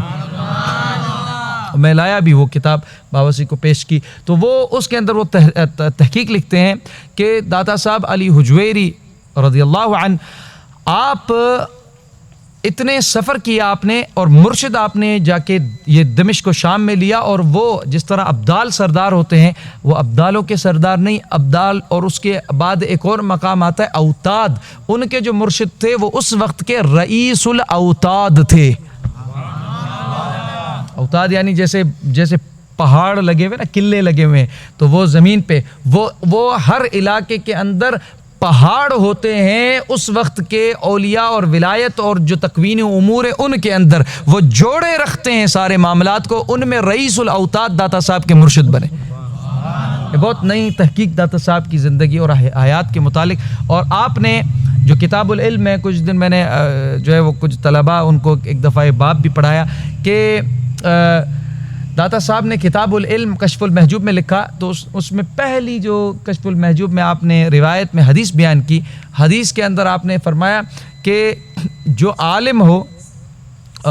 جو بے عمل ہو، آپ پہلے کہتے ہیں کہ علم کے بغیر جو فقیری کی طرف جائے گا، آپ کہتے ہیں اسے کوئی خیر حاصل نہیں ہوگا۔ پھر کہتے ہیں جو علم لائے اور اس کے بعد اس پر عمل نہ کرتا ہو، لوگوں کو علم بتاتا ہو، اتأمرون الناس بالبر وتنسون انفسکم، تم اپنے لوگوں کو جو ہے وہ تو کہتے ہو کہ اچھائی اور بھلائی کا امر کرتے ہو، لیکن اپنی جان کو بھول جاتے ہو۔ یہ اللہ نے یہود کے بڑے بڑے راہب عالموں کے لیے قرآن میں کہا کہ یہ یہود کے اندر یہ نفاق تھا۔ تو وہی وصف داتا صاحب کہتے ہیں کہ ایسے نہ کہ راہب بنے پھرے، علم کی طرف نہیں جائے، اور علم آ جائے تو خود عمل نہ کرے، لوگوں کو بتاتے پھرے۔ تو کہا کہ داتا صاحب نے ایک روایت لائی کہ وہ جو عالم علم کی طرف تکبر اور ریا میں نکلا، عمل نہیں کرتا ہے، عمل سے خالی ہے، وہ اس گدھے کی مثل ہے جو چاروں طرف دوڑ رہا ہے ایک کنویں کے. انہوں نے مثال دی اس کے اندر، ایک کنواں ہے، اس کے چاروں طرف دوڑ رہا ہے، اور جیسے ہم جو ہے وہ کولو کا بیل کہتے ہیں، اسے پتہ نہیں ہوتا کہ وہ کیا کر رہا ہے. تو کچھ ایسے ہوتے ہیں جن کے چاروں طرف وہ پھر رہا ہے، بیچ میں کوئی تیل نکالا جا رہا ہے یا کوئی کام لیا جا رہا ہے اس سے ہلکا، اسے پتہ ہی نہیں ہوتا کہ وہ کیا شے نکل رہی ہے، وہ تو صرف دوڑ رہا ہے، اس کے آنکھوں پہ بھی پٹی ہے. اور ایک اور مثال اس سے مراد آپ نے لی کہ اس سے دوسری شرح یہ نکلتی ہے کہ ایسا جو کنویں کے چاروں طرف بیل دوڑاتے تھے یا کوئی گدھا دوڑاتے تھے یا کوئی کھچر دوڑاتے تھے، اس کو باندھ کے دوڑاتے تھے اور وہ دوڑتا پھرے، اس کو پتہ نہیں کہ پانی کنویں سے کیسے نکلے گا، وہ دوڑتا پھر رہا ہے. تو کہا کہ وہ پانی کے چاروں طرف پہنچ تو گیا ہے، عالم علم کے پاس پہنچ گیا، لیکن عمل نہیں ہے تو اس کو وہاں سے مشرب اور چشمہ نہیں ملے گا. اتنی بڑی بات. تو اس کے لیے ضروری ہے علماء کی، اولیاء کی، صالحین کی، متقین کی صحبت کے لیے جائے کہ ایک کتاب، ایک علم ہوتا ہے جو سطروں میں بیان ہوتا ہے، ایک ہوتا ہے جو صدروں میں ہوتا ہے، سینوں میں، وہاں سے ملتا ہے. تو اس کے لیے صحبت صالحین ضروری ہوتی ہے. وہ ان کی صحبت میں آپ کی جو امر اور نہیں پہ وہ آپ کو توجہ کرتے ہیں تو آپ کی اصلاح ہوتی ہے، باطن کے تزکیہ ہوتا ہے. تو داتا صاحب کہتے ہیں کہ میں اپنے مرشد کے ساتھ پھر سفر پہ نکلا، اور سفر کے اندر داتا صاحب کہتے ہیں کہ ہم شیخ ہمارے نکلے اور ہم آذربائیجان تک پہنچے. آذربائیجان، اور آپ تصور کریں یہ بالکل وسطی ایشیا کے اندر چلے گئے، سینٹرل ایشیا. اور اس کے اندر داتا صاحب فرماتے ہیں کہ میرے مرشد نے جو ہے وہ سارے سفر میں ہماری تربیت کی، ہمیں بڑی بڑی جو ہے وہ نصیحتیں کی، اور پھر لوگ ملتے ان سے بڑا، اس وقت میں دیکھیں 1000 سال پرانی بات ہے. تو آپ کہتے ہیں کہ پھر میں ایک جگہ میں نے ایک شخص کو دیکھا، اور وہ اس وقت میں بہت بڑا کوئی ابدال کے وقت اپنے مقام پر تھا. تو آپ کہتے ہیں اس کو جب میں نے دیکھا تو اس کا نام بھی مشہور تھا وہاں، تو میں جا کے اس کو سلام پیش کرنے کے لیے چلا گیا. داتا صاحب کہتے ہیں کہ جب میں وہاں گیا میں نے اسے سلام کیا، اس نے جواب نہیں دیا. وہ اپنی مستی میں تھا اور وہ اپنے جو ہے وہ ایک کیفیت میں بیٹھے تھے. پھر کہتے ہیں کہ میں نے دوبارہ سلام کیا اور پھر انہوں نے جواب نہیں دیا. تو میں نے کہا کہ آپ میری طرف دیکھ کیوں نہیں رہے، ایک نظر دیکھ لو، میں آیا ہوں دور سے آپ کے پاس. تو دادا صاحب کو کیا کہتے ہیں، وہ کہتے ہیں کہ میری نظر تجھ پہ اس دن سے ہے جس دن سے تو نے یہ راہ پکڑی ہے. تجھے یاد ہوگا کہ لاہور کے اندر تو نے سارا کچھ خیرات مال کر دیا تھا، اور تو نے بولا تھا کہ آج کے بعد میں صرف فقیروں کی صحبت میں بیٹھوں گا، اور وراثت میں تیرے کو مال بہت ملا تھا، اور تو نے اس مال کو اس لیے کہ میں اس میں الجھا نہ رہوں تو نے فقراء میں تقسیم کر کے فقیری اختیاری اپنا لی تھی. اور اس دن سے تو فقیروں کی صحبت میں چل رہا ہے. میں تجھے اس دن سے جانتا ہوں، تیری فرست آتی ہے اس میں تیرا بھی نام آتا ہے، اولیاء کی فرست میں تیرا نام آیا ہے. تو اس دن سے اس طرف مڑا ہے، اس دن سے تیرا رخ اس طرف ہوا ہے، ہمیں پتہ ہے. تو آپ تصور کریں کہ جیسے سیدنا ابو بکر شبلی جنید بغدادی کے آپ خلیفہ تھے اور صاحب جذب و سکر تھے. آپ جو ہے وہ بادشاہ کے محل میں، بغداد میں اس وقت کے بادشاہ کے محل کے اندر جو عباسی خلافت تھی اس میں کام کرتے تھے، ملازم تھے، اور آپ کی بڑی تنخواہ تھی، شاہی محل کے اندر آپ بڑے ملازم تھے ابو بکر شبلی. لیکن ایک دن کیا ہوا کہ بادشاہ کے پاس ایک شخص آیا، اس نے شاعر تھا، شاعری سنائی، اور اس کے بعد بادشاہ نے اسے ایک قیمتی کپڑا تحفے میں دیا. اور اس کے بعد فرید الدین نشابوری لکھتے ہیں قیمتی کپڑا تحفے میں دیا. اور اس کے بعد وہ ابو بکر شبلی دیکھ رہے ہیں، دوسرے وزیر کبیر دیکھ رہے ہیں. تو اس شخص نے، شاعر نے بڑے احترام سے چوما اور رکھا آنکھوں پہ، اور پھر تحفہ قبول کیا. اور اس کے بعد بادشاہ نے کہا اب آپ رخصت، آپ کو اجازت. وہ شاعر، اس نے بادشاہ پہ بڑا قصیدہ لکھا تھا، اب وہ تحفہ لے کے جا رہا تھا، اسے اچانک سے جو ہے وہ چھینک آئی. تو اس کا جو ہے نا زکام تھوڑا یہاں تک بہہ آیا. تو اس نے اسی کپڑے کو سامنے بالبدی، اسے کچھ سمجھ نہیں آیا کہ میں کیا ابھی، اور اس نے فوراً جس طرح عام عادتاً تھا، اب تحفہ اس کا مالک وہ، اس نے اس سے ناک پہنچ دیا. تو بادشاہ نے ادھر دیکھ لیا. بادشاہ نے جیسے دیکھا تو کہا کہ روکو اسے، اس نے میرے دیے ہوئے تحفے اور ہدیے کی توہین کی ہے، اسے واپس بلاؤ. اور اس کو قید خانے میں بھجوا دیا اور اس کو سزا دے دی. تو آپ ابو بکر شبلی وہ یہ واقعہ دیکھ رہے تھے، لیکن خدا جب چاہتا ہے چن لیتا ہے، جب چاہتا ہے رخ اپنی طرف پھیر لیتا ہے، جب چاہتا ہے اپنا بنا لیتا ہے، کسی بھی نشانی سے آپ کو اپنا بنائے گا۔ ابو بکر شبلی کا خدا کی طرف آنے کا جو رخ تھا وہ اس ادھر سے اللہ کی طرف رخ پھرا تھا۔ اور وَإِذَا فَرَغْتَ فَانْصَبْ، کہ اللہ تبارک و تعالیٰ نے بھی فرمایا کہ جب جو ہے اپنا آپ دوسرے معاملات میں سے فارغ ہو جاؤ تو پھر ہماری طرف قائم ہو جانا۔ پھر جب ہماری طرف قائم ہوگے وَإِلَىٰ رَبِّكَ فَارْغَب، قائم ہوگے یعنی پہلے سینہ تو ہماری طرف قائم کر لو، اور قیام میں کھڑے ہونے کے لیے سینہ فنصب سے مراد ہے کہ قائم و قیام کرو، یعنی سینہ رخ صدر جو ہے وہ بیت اللہ کی طرف رخ قبلہ کرنا ضروری ہے پہلے، پھر آپ کو آگے کمالات اور رب کی طرف کا خیال آنا ہوگا۔ تو کہا کہ پہلے فنصب ہو جاؤ، پھر فرغب ہوگا، پھر ہماری طرف کی رغبت ہم دے دیں گے، لیکن تم پہلے رخ تو غیر سے پھیر کے آؤ۔ تو ابو بکر شبلی نے یہ سوچا کہ جب یہ دنیا کا بادشاہ یہ تحفہ دے رہا ہے اور اس کو کوئی بے حرمتی کر رہا ہے، بے ادبی کر رہا ہے، تو اس پہ وہ سزا دیتا ہے، تو میرے مالک نے مجھے زندگی کا تحفہ دیا ہے اور میں اس کو غیر کی محبت میں یا دنیا کے اندر گزار دوں تو وہ مجھ سے کتنا ناراض ہوگا۔ اس بات کو سوچ سوچ کے بے ہوش ہو گئے۔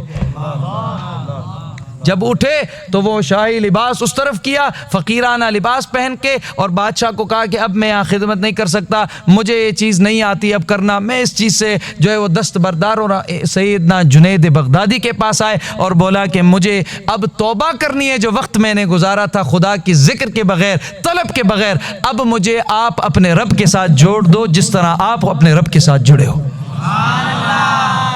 تو وہ جو ایک لمحہ ہوتا ہے نا جس سے جڑنا ہوتا ہے وہ بہت قیمتی ہوتا ہے۔ داتا صاحب کو وہ یاد دلایا کہ اس دن آپ نے ارادہ اس طرف کیا تھا، اس طرف رغبت جوڑی تھی، ہم تو تب سے دیکھ رہے ہیں۔ تو جب ایک ولی ابدال کی نگاہ کا کمال یہ ہے کہ وہ اتنے عرصے پہلے آنے والے اولیاء جو فرشتے اولیاء میں ان کا نام جدید سے جدید آ رہا ہے اس پہ بھی ان کی نظر ہوتی ہے، اس کو بھی انہیں اس چیز سے بھی واقف کیا جاتا ہے۔ تو حبیب اعظم جب خطبہ دے رہے تھے تو آقا علیہ الصلوۃ والسلام کا پورے عالمین پہ، کیونکہ رحمت عالمین پہ ہے اور جہاں جہاں عالمین ہے وہاں رحمت کی نگاہ بھی ہے اور رحمت پہنچ کر اپنا اثر بھی دے رہی۔ تو ایک میں روایت بیان کر رہا تھا کہ مسلم شریف میں کہ 3 کوئی شخص آئے، ایک آ کے مجلس کے بیچ میں بیٹھا، اسے جگہ ملی، اور حکم بھی ہے جہاں جگہ ملے وہاں بیٹھ جاؤ، ایسے نہ کرو کہ مجھے آگے بٹھایا جائے ادھر بٹھایا جائے۔ تو امام علی کہتے ہیں جاننا ہو کہ کسی انسان کے اندر عاجزی ہے یا نہیں، تو آپ نے فرمایا اس کو محفل میں بلاؤ، اور محفل میں اگر وہ کسی کم جگہ بیٹھا اور نیچے بیٹھ گیا کہیں، اور پھر اس کو آپ فرماتے کہ کم عزت ملی، آپ کھانا بھی ویسا پروس نہ پائے، آگے والوں کو مل گیا زیادہ یا اس طرح مثال کوئی، آپ کہتے ہیں کم عزت پہ بھی وہ تم سے راضی ہو کے جائے، اس کے دل میں کوئی بھی اس وقت میں جو ہے وہ حرج نہ ہو، چہرے پہ شکن نہ ہو، وہ راضی ہو کے جائے، تو جان لینا کہ اس کے اندر ذرہ برابر بھی تکبر نہیں ہے۔ تو آپ تصور کریں، تو آقا علیہ السلام کی محفل میں ایک شخص آیا، بیچ میں بیٹھ گیا، اور پھر صحیح مسلم کی حدیث ہے، دوسرا 3 تھے، دوسرا شخص جو ہے وہ اسے بیچ میں کوئی جگہ نہ ملی تو آخر میں جو سب سے آخری تھا وہ صف کے آخر میں بیٹھ گیا مجلس میں۔ تیسرے نے بولا کہ مجھے آگے جگہ نہیں مل رہی ہے، میں پیچھے کیسے بیٹھوں، تو وہ ادھر سے واپس محفل میں نہیں بیٹھا، چلا گیا۔ سرکار علیہ الصلوۃ والسلام کی اس مجلس و محفل کو اس نے جو ہے اس سے منہ پھیر دیا۔ تو آقا علیہ الصلوۃ والسلام، میں نے بولا کہ حضور علیہ السلام کافی چیزیں اس وقت بیان کر دیتے، سب پہ نظر ہوتی، کچھ چیزیں آقا علیہ الصلوۃ والسلام چھپا دیتے، دیکھتے بتاتے نہیں، کچھ چیزیں جانے کے بعد بتاتے۔ آقا علیہ الصلوۃ والسلام نے اس وقت وہ محفل تو پوری ہو گئی، لیکن اس کے بعد آقا علیہ السلام نے فرمایا کہ تم جب محفل چل رہی تھی تو تم نے دیکھا ہوگا کہ 3 لوگ آئے تھے، اور ان میں سے جو بیچ میں بیٹھا تو اللہ تبارک و تعالیٰ نے اسے وہاں جگہ دی، وہ وہاں بیٹھ گیا، صحیح، اسے جگہ ملی اچھی، اللہ نے اسے بٹھایا، اس کے لیے وہ جگہ تھی۔ پھر دوسرا جو محفل کی آخر میں بیٹھا تھا اس نے اصل میں حیا کیا تھا کہ محفل میں اب مجھے کوئی جگہ نہیں مل رہی تو میں کہاں بیٹھوں، تو حیا میں ادھر ہی بیٹھ گیا، تو اللہ نے بھی اس کے لیے حیا کیا تھا۔ اور آپ فرماتے کہ جو تیسرا منہ پھیر کے چلا گیا تھا، اللہ تبارک و تعالیٰ نے بھی اپنی رحمت کا منہ سے پھیر دیا ہے۔ اب آپ تصور کریں کہ حضور نے تینوں کے صرف ظاہر میں جو وہ اعمال انہوں نے کیے اس کا تو سب نے دیکھا معاملہ، لیکن انہوں نے نیت کیا کی اس پہ نظر تھی وہ بھی بتائی، اور اللہ اس وقت ان کے بارے میں رب العالمین کیا ارادہ فرما رہا تھا، حبیب اعظم کی نگاہ میں رب نے وہ بھی علم رکھا، وہ بھی حبیب جان رہے تھے، اور خطبہ بھی جاری تھا، بیان بھی جاری تھا، اور دین کے احکام بھی جاری تھے۔ تو اسی طرح حبیب کی نگاہ کا کمال تھا، ما زاغ البصر جو ہے، جس وہ کہتے ہیں حبیب نے علم غیب، حبیب کو علم غیب نہیں یا علم غیب ہے، اس مسئلے کا حل اولیاء اور عارفین نے کیسے حل کیا؟ انہوں نے کہا کہ یارو علم غیب کرتے ہو اور حبیب کو علم غیب ہے یا نہیں، اس مسئلے کا حل کرو، بتاؤ علم غیب کہتے کسے ہیں؟ تو کہا گیا وہ چیزیں جو لوح محفوظ میں ہیں، وہ جو اللہ نے اپنے غیب میں چھپائے علم رکھیں۔ تو کہا سارے علم کس کے ہیں؟ حبیب کو تم کہتے ہو علم غیب نہیں ہے، تو سارے علم ہیں غیب کس کے؟ تو کہا کہ عالم الغیب والشہادہ، رب ہے جو سارے غیبوں کا علم رکھتا ہے، سارے علم غیب اس رب کے ہیں۔ تو کہا کہ بھلا تم کہتے ہو حبیب نے علم غیب نہیں دیکھے ہیں، تو بھلا علم سارے کس کے ہیں؟ کہا کہ سارے علم غیب تو رب کے ہیں۔ تو کہا رب کو تو دیکھ کے آیا ہے، جس کے پاس سارے علم غیب ہے وہ دنیا سے چھپا ہوا ہے غیب میں، حبیب کی نگاہ سے چھپا ہوا نہیں ہے، تو علم کیسے چھپے ہوں گے اس کے؟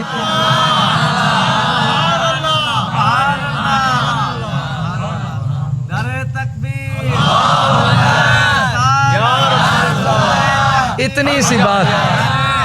اتنی سی فکر، بڑا ایک بالکل اس کے اندر نہ دلیل کی طرف جانا ہے نہ کہیں، بس معراج کی بات کرو تو سب اسرار کھلتے ہیں۔ وہ نگاہ ما زاغ البصر، اور اب نے بار بار حبیب کی نگاہ کا ذکر کیا، نگاہ کا ذکر کیا کہ اس میں کجی نہیں ہے، اس میں کمی نہیں ہے، ما زاغ البصر ہے کہ اس کے اندر کوئی اللہ تعالیٰ نے پردہ چھپایا نہیں ہے۔ کہ حسنین کریمین کا آقا علیہ السلام نے، میں آپ کو مثال دیتا ہوں، حسنین کریمین کے لیے امام ثعلبی نقل کرتے ہیں یہ روایت کہ حسنین کریمین کے جو نام ہیں، اسم ہیں، وہ عرب میں پہلے نہیں ہوتے تھے، پہلی بار بیان ہوئے، اور وہ اللہ نے حجابوں کے اندر چھپائے رکھے تھے۔ آقا علیہ السلام نے بیان کیا اس ناموں کو حجابوں میں چھپائے رکھا، جب پیدا ہوئے تو حضور علیہ السلام نے وہ نام رکھے۔ تو آپ بتائیں حضور علیہ السلام، جب کوئی چیز حجاب میں ہوتی چھپی ہوتی، لیکن سرکار کو پتہ ہے کہ کوئی چیز حجابوں میں ہے، تو وہ حجابوں میں کیا چھپی ہوئی ہے یہ بھی حضور جانتے ہیں۔ کسی کو تو پتہ ہی نہیں کہ کوئی چیز چھپی ہے، کسی کو یہ پتہ ہے کہ چھپی ہے لیکن کیا چھپی ہے، حبیب کو یہ بھی معلوم ہے کہ کوئی چھپی ہے، اور یہ بھی معلوم ہے کہ وہ حجاب میں کیا چھپی ہے شے، کیونکہ ساری دنیا سے اگر کوئی غیب میں ہے آنکھ نہیں پہنچ سکتی، تو وہ کائنات میں حجاب رب العالمین ہے۔ حبیب کے لیے اللہ نے اپنے دیدار کے لیے بھی حجاب کو ہٹا دیا کہ رب اور حبیب۔ تو آپ تصور کریں، تو آقا علیہ السلام، اب میں وہ حدیث ایک بیان کرنا چاہ رہا تھا لیکن اس کی شرح میں طوالت ہوئی، اس کے لیے معذرت، کہ آقا علیہ السلام آپ خطبہ جمعہ دے رہے ہیں، اور وہ خطبے کا میں نے آپ کو بتایا کہ اس کے سکوت پر کتنی زیادہ شدید جو ہے وہ اس پہ تنبیہ ہے اور سختی ہے۔ تو آقا کریم صلی اللہ علیہ وسلم کی نگاہ ہے، صحابہ کا ادب، تعظیم اور احکام جاری ہو رہے ہیں، اتنے میں سیدنا ابو بریدہ رضی اللہ عنہ صحابی ہیں، وہ بیان کرتے ہیں کہ آقا کریم صلی اللہ علیہ وسلم نے اچانک دیکھا کہ سیدہ طیبہ سیدہ سلام اللہ علیہا ام الحسنین نے، آپ نے امام حسن کو اور امام حسین کو جمعے کے دن تیار کر کے آقا علیہ السلام کے لیے بھجوایا تھا۔ اور ایک اور اس حدیث کی آج آپ کو میں جو اس حدیث کے اندر جو جاذبیت رکھی ہے، اور جو اس کے اندر مقناطیس جو ہوتا ہے نا، دو چیزیں آپس میں جڑ جائیں ایک جنس کی ہوں، مقناطیس حب حسنین اور حب محمدی اس میں بیان ہوا ہے کہ اس کے لیے کچھ بھی قطع ہو سکتا ہے، لیکن حسنین کی محبت کو جوڑنا ضرور ہے حضور سے۔ اللہ اکبر۔ تو وہاں پر آقا کریم صلی اللہ، اور امام ابن حجر الہیثمی مکی، انہوں نے بھی یہ حدیث نقل کیا سوائق میں، اور بہت سے مورخین نے، حتیٰ کہ امام حنبل نے اپنے فضائل امام علی میں اس میں بھی بیان کیا، اور بہت سے محققین محدثین نے بیان کی کہ آقا کریم صلی اللہ علیہ وسلم نے جب دیکھا، حتیٰ کہ امام اہل سنت نے فتاوی ردویہ میں بھی اس حدیث کو نقل کیا ہے کہ آقا کریم صلی اللہ علیہ وسلم نے جب دیکھا تو اس حدیث کا حسن پہلے دیکھے. اس حدیث میں بہت دیر تک پہلے حسن بیان ہوا ہے. اس سے سمجھایا جاتا ہے کہ صحابہ کرام کا اہل بیت پہ غور و توجہ کتنا ہوتا تھا. ایسے نہیں چھوڑتے تھے بات بیان کر دی بس، نہیں، اس پہ ترکیز. جیسے میں نے بولا نا کہ علامہ مفتی عبدالسلام رضوی قادری کیا فرماتے ہیں رحمہ اللہ، کہ آپ کہتے ہیں کہ میں نے 12 سال لگائے پھر یہ کتاب لکھی اہل بیت پہ، شہادت نواس سید الابرار. کتنی زیادہ تحقیق کی ہوگی، کتنا غور و فکر کیا ہوگا، تو یہ ہمیں سکھایا. تو آپ فرماتے ہیں کہ جاء الحسن والحسین، امام حسن و حسین آئے، وعلیہما قمیصان، اور ان پر 2 قمیص آپ جو خوبصورت پہنے ہوئے تھے، احمرانی، اور وہ دونوں قمیص دھاری دار سرخ رنگ کی خوبصورت قمیصیں تھیں. علیہما قمیصان احمران یمشیان یعثران، وہ چلتے ہوئے آ رہے ہیں اور دگمگاتے ہوئے آ رہے ہیں. اور آقا علیہ السلام کی ساری توجہ اس وقت ان دونوں شہزادے حسن اور حسین پر ہے. آپ تصور کریں، اللہ اکبر. اور آقا علیہ السلام اس وقت خطبہ آپ جو ہے وہ بیان فرما رہے ہیں، ادا فرما رہے ہیں، احکام بیان فرما رہے ہیں. آقا کریم صلی اللہ علیہ وسلم کے صحابہ کرام آپ با ادب اور ترکیز کے ساتھ اس وقت سکوت طاری ہے، اور حسنین کریمین اس وقت داخل ہوئے ہیں. اللہ اکبر. اور آقا کریم صلی اللہ علیہ وسلم نے ان کو دیکھا، پھر جیسے وہ قریب آئے تو آقا کریم صلی اللہ علیہ وسلم نے انہیں، اور ایک اور چیز بھی کہ آپ اس روایت میں پڑھیں گے کہ وہ جس طرح بچے ہوتے ہیں تو وہ دگمگاتے ہیں اس طرح، ٹھیک ہے. اب یہ بات پڑھیں گے، اس کے اندر بھی ایک بات اشارہ ہے کہ اگر وہ ڈگمگا رہے تھے، یعنی چلنے میں ظاہر ہے وہ عمر جو بچوں کی ہوتی ہے تو اس وقت تو چلنے میں مشقت ہوتی ہے، تو وہ ادھر ادھر تو نکل جا سکتے تھے. جو چلنے میں ہی ان کے پا جو ہے ایک جگہ سے دوسری جگہ وہ جو ہے بدل رہے ہیں یا عثران ہو رہے ہیں یا دگمگا رہے ہیں، تو وہ ادھر ادھر ہو سکتے تھے، واپس آ جا سکتے تھے یا کہیں رک سکتے تھے. لیکن کمال سیدہ کا دیکھیں کہ انہوں نے بھی رستہ ایسا بتایا تھا کہ ساتھ بھیجنا علی کا یا ساتھ بھیجنا سلمان فارسی کا یا کسی کا مقرر نہیں تھا وہاں، کہ حسنین کو آگے گھر سے نکالا ہے حویلی پاک سے، اور رخ انہیں پتہ ہے کہ مجھے اور حسن اور حسین کو کہاں پہنچنا ہے، کہ ہمیں آقا علیہ السلام تک پہنچنا ہے. حسن و حسین کو پتہ ہے کہ ہم یہ مقناطیس سے کہاں جا کے جڑیں گے، اور حبیب بھی ادھر ہی توجہ پہ آ گئے ہیں کہ جیسے یہ باہر آئیں گے. اور سیدہ کو وہ نسخہ معلوم ہے کہ ایسے رنگ میں رنگ کے حسنین کو میں بھیجوں گی کہ میرے جد اور میرے آقا حبیب علیہ السلام یعنی بابا کریم کا توجہ سارا حسنین پہ آ جائے. حسنین کریمین آتے ہیں، آقا علیہ السلام نے انہیں اپنے ساتھ آغوش میں لیا، آقا علیہ السلام نے انہیں چوما، آقا علیہ السلام نے انہیں اٹھا لیا. اور اس وقت آقا علیہ السلام نے کلام منقطع کر دیا. وہ جو خطبہ چل رہا تھا، وہ جمعے کا فرض خطبہ چل رہا تھا، آقا علیہ السلام نے منقطع کر دیا. حتیٰ کہ فرض نماز کے سجدے ہوتے تو حضور علیہ السلام طویل کر دیتے اگر وہ سوار ہو جائیں. یہ تو کلام کے وقت کی کیفیت تھی. تو آقا علیہ السلام نے اس وقت صحابہ کو یہ بیان کیا کہ اے صحابہ، جب یہ آئے تو میں نے جب انہیں دیکھا تو میں ان سے اتنی محبت کرتا ہوں کہ فلن اصبر حتی قطعت حدیثی، مجھ سے صبر نہ ہو پایا یہاں تک کہ میں نے بات کو منقطع کر کے کاٹ دیا خطبے کو، اور حسنین کو آغوش میں لے کے چوم کے اٹھا لیا. سبحان اللہ. تو اللہ اکبر. یہ ایک حدیث اگر ہم پڑھیں اور اس طرح حسنین کریمین کی محبت کو آقا علیہ السلام جس طرح ہمیں سکھاتے پڑھاتے، یعنی حسنین کریمین سے گھر میں کیسی محبت ہوگی، حسنین کریمین سے آقا علیہ السلام کہ جب حضور کے پاس وہ آرام کرتے تو کیسے. حتیٰ کہ میں نے ایک روایت پڑھی کہ یہ شہادت سید الابرار میں بھی علامہ عبدالسلام لاتے ہیں رضوی قادری رحمہ اللہ کہ آقا کریم صلی اللہ علیہ وسلم بار بار کہتے رہتے تھے سیدہ کو، جب بھی یا اپنے سیدہ آقا علیہ السلام کے پاس آئیں یا آقا علیہ السلام سیدہ طیبہ سائن کے آپ حویلی میں جاتے تھے تو آپ بار بار کہتے ادعی ابنی، میرے لیے میرے دونوں بیٹوں کو جلدی بلا لاؤ، بار بار کہتے رہتے. تھوڑی دیر ہوتی کہتے وہ کہاں ہیں، تھوڑی دیر ادھر ادھر آپ کھیل رہے ہیں تو کہا نہیں ان کو بلا لائیں، میرے لیے بلا لائیں. آقا علیہ السلام اس طرح طلب کرتے. حسنین کو آپ تصور کریں، آپ حسنین کو طلب کر رہے ہیں یا نہیں کر رہے ہیں، اس سے کوئی فرق نہیں پڑے گا. ان کو کیا پرواہ ہے، ان کو تو خود مصطفیٰ طلب کر رہے ہیں. اور بس ایک آخری بات کہ یہ روایت جو ہے، کیونکہ یہ جاننا ضروری ہے کہ جنہوں نے اہل بیت سے بغض کیا ان کا انجام کیا ہوگا. محبت کا تو کمال و اجر و درجہ. آج مجھے پھر سب سے بڑی، آج جس طرح آج جو اتنا عرس، سارے عرس ہیں اس مہینے میں، شاہ عبد اللطیف بھٹائی کا بھی عرس اس مہینے کے اندر، امام مجد الفسانی کا بھی عرس اس ماہ سفر کے اندر، اور جو ہے داتا علی حجویری کا بھی عرس اس مہینے کے اندر، امام احمد رضا خواہ فاضل بریلوی کا بھی عرس اس مہینے کے اندر ہے، سارے خواجہ سلیمان توسوی کا بھی عرس اس مہینے کے اندر ہے، اور بہت سے اولیاء کا اس مہینے کے اندر عرس ہے. لیکن سارے عرسوں کا سردار عرس جو ہے وہ امام حسن المجتبیٰ کا عرس ہے،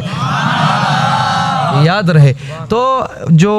لیکن آج جو تقریریں بھی ہوئی نا، تو میری نظر میں تقریروں کی سردار تقریر جو تھی وہ سارے علماء میں، حتیٰ کہ میں تو مجھے بھی تقریر آتی نہیں، میں تو اس میں گنوں گا بھی نہیں اپنا، لیکن میری تقریر میں سردار تقریر آج حافظ صاحب، حافظ نالے مٹھو جو ہے، انہوں نے آج تقریر کی ماشاءاللہ، جو امام حسن کا سخا کا بتایا اور اہل بیت کی محبت کا بیان کیا. آج بڑا جو ہے نا وہ ایک روحانی خطاب کیا. سب سبحان اللہ حافظ صاحب کے لے کر. سارے عرب مشائخ حافظ صاحب سے، باواسی جن عرب مشائخ سے ملیں ان سب سے حافظ صاحب کی بھی ملاقات ہے. یہ بہت بڑی سعادت ہے. ہم حافظ صاحب سے بیٹھ کے وہ چیزیں سیکھیں اور فائدہ لیں کہ وہ باواسی کے ساتھ ہر سفر میں ساتھ رہیں، چاہے وہ بغداد ہو، مشہد ہو، مدینے کے، تو ہر سفر میں مشائخوں کے ساتھ عرب بھی ہو، حتیٰ کہ بڑے بڑے عرب کے وہاں مشائخ ہیں، وہ بھی جب باواسی وہاں جاتے ہیں، حافظ صاحب پرانے وقت کے ساتھ جاتے ہیں، 20-25 سال پرانے وقت کے ساتھ. پہلا سفر بھی جو بغداد کا وہ جنگ کے بعد ہوا تو باواسی ہمیشہ بیان کرتے ہیں حافظ صاحب ساتھ تھے. تو اللہ تعالیٰ ان کو سلامت رکھے، ان کو ہمیشہ عافیت میں رکھے، ان کے بچوں کو سلامت رکھے. اور وہاں درود کا بدین میں پورا سال کروڑوں لاکھ کروڑوں جو ہے وہ، بلکہ اربوں کی تعداد میں درود آج تک ہوا ہے الحمدللہ. اور وہاں الحمدللہ درود کا بزم چلتا ہے، بڑی خدمت الحمدللہ کرتے. تو اس پہ بس اختتامی کہ انہوں نے امام حسن کی جو بات کی تھی اہل بیت کی، تو یہ بھی کی تھی کہ ان کے محبت میں جو ہے وہ جو جائے گا وہ شہید ہوگا، وہی مومن ہوگا. یہ امام فخر الدین رازی نے اور بڑے بڑے اور دوسرے محدثین نے یہ روایات کی ہیں حدیث. لیکن بغض کے بارے میں بولا کہ ان کا بغض آ گیا تو پھر کچھ بھی فائدہ نہیں ہوگا، کوئی بھی عبادت کا فائدہ نہ ہوگا. جیسے یمن کے حبیب عبد القادر بہت بڑے شاعر گزرے ہیں، انہوں نے کہا کہ حبیب عبد القادر الحدادی وہ کہتے ہیں کوئی عبادتیں کر کر کے